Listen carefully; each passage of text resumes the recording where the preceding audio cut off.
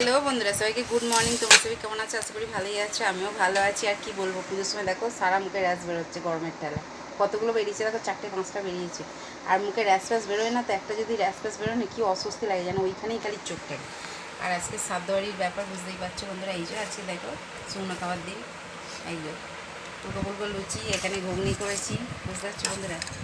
এই যে লাল লাল ঝাল ঝাল ঘুগনি আছে, আর এখানে আছে এবং এই যে ঘরে তৈরি বোঁদে, বুঝতে পারছি এই যে বোঁদে।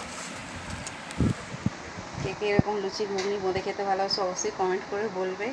ঠিক আছে বন্ধুরা, চলো ভিডিওটা স্কিপ করো না, ভিডিওটা দেখতে আর প্লিজ প্লিজ আমার চ্যানেলটা সাবস্ক্রাইব না করা থাকলে একটু সাবস্ক্রাইব করো, লাইক করো, ছোটো করে একটা কমেন্ট করো।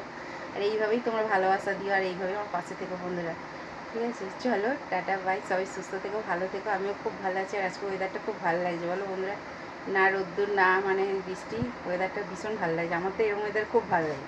আমার বৃষ্টিও খুব ভালো লাগে না, আর রোদ্দুরও ভালো লাগে না, বেশ মেঘলা মেঘলা থাকবে, হালকা রোদ্দুরে মেঘলা মেঘলা তো আমার খুব ভালো লাগে বন্ধুরা, জানো তো আমার এই ওয়েদারটা ভীষণ ভালো লাগে। ঠিক আছে, চলো টাটা বাই, সবাই সুস্থ থেকো, ভালো থেকো, আমি খুব ভালো আছি।